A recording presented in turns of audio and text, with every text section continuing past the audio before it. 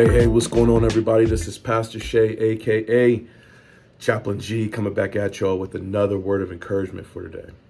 So check this out. I was going through the Bible last night, and I don't spend much time in the minor prophets. So for those of you unaware with the structure of the Bible, you have the Old Testament and New Testament.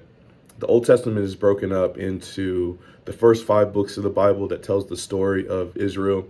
You got the Psalms and the Proverbs and all kind of wisdom literature and stuff like that. You have these major prophets like Isaiah, Jeremiah, big names that people know.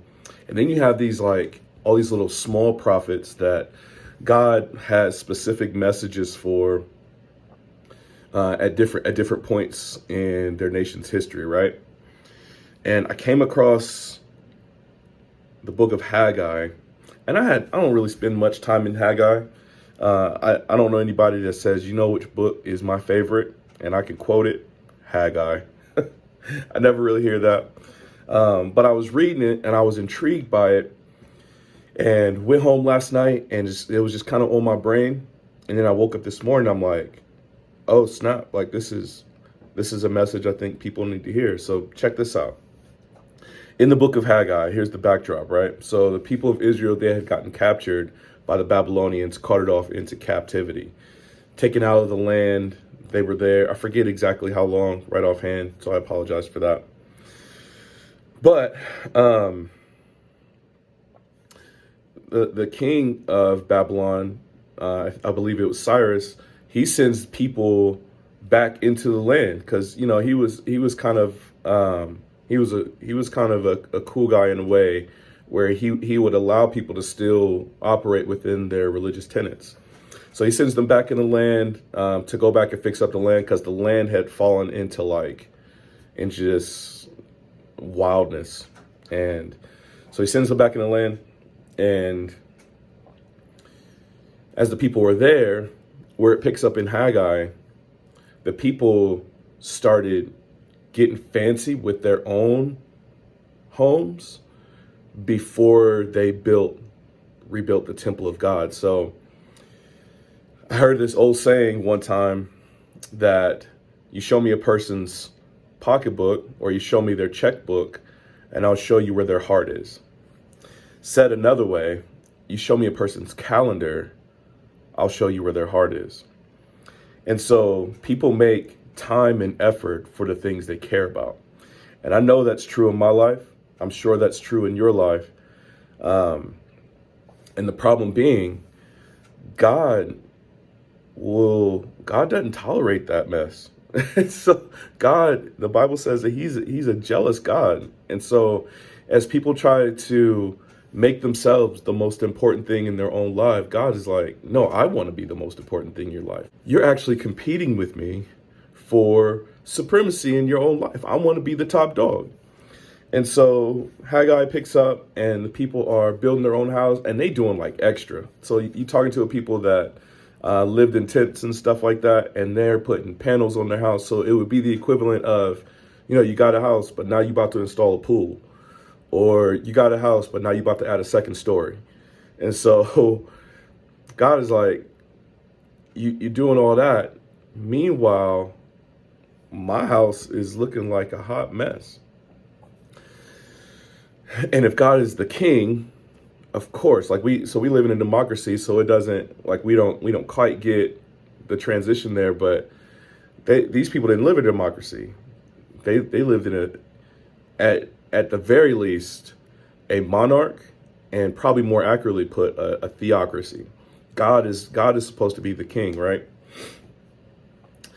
And so God was like, yeah, I'm not going to tolerate that. So he starts as they start to keep building up their houses, he just starts blowing down their houses, or he stops the rain from coming. And the people are like, what's going on? And that's where I wanted to pick it up, because when we don't concentrate on making God first, we have problems in our life. But when we switch that and we put God first, that's when things start to turn around. So let me put it to you like this. So Haggai chapter 1, verse 12 says, Then Zerubbabel, the son of Shealtiel, and Joshua, the son of Jehozadak, the high priest, with all the remnant of the people, obeyed the voice of the Lord their God and the words of Haggai the prophet, as the Lord their God had sent him. And the people feared the Lord. Then Haggai, the messenger of the Lord, spoke to the people with the Lord's message. I am with you, declares the Lord.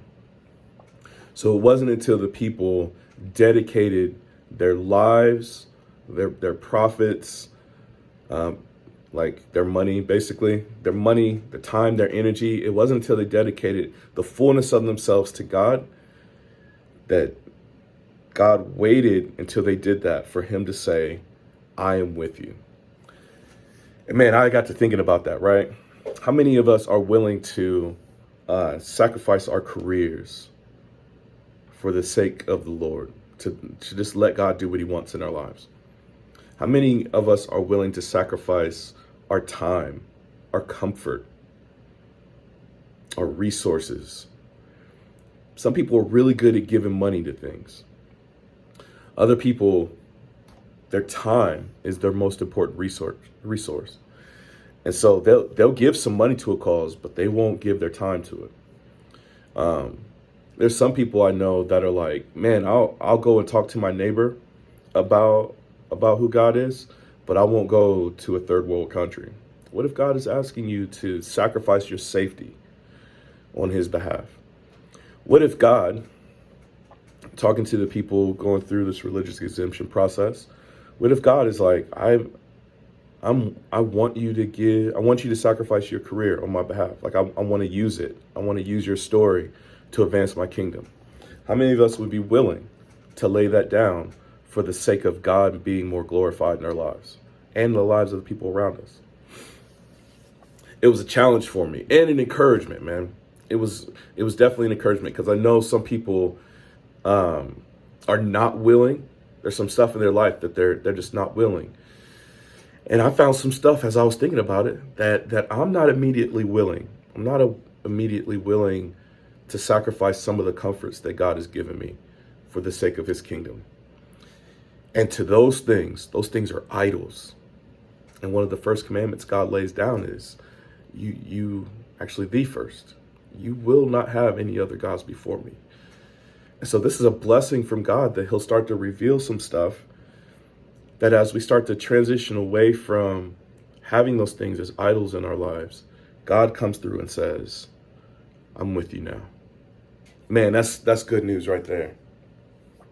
And I love it. And I love the fact that I can share that message with y'all. Hopefully y'all receive it. For the folks that know where I'm coming from, you know where I'm coming from. But anyway, that's where I'll leave it for today. Please, as you listen to these, please make sure to like, share it with folks you know, liking it, just a little click of the thumbs up button. Subscribe so you know when I'm coming out with stuff. Hit that little notification bell. I appreciate it, man, and I'll interact with y'all if y'all hit me up on the email that's down in the description. We can chop it up.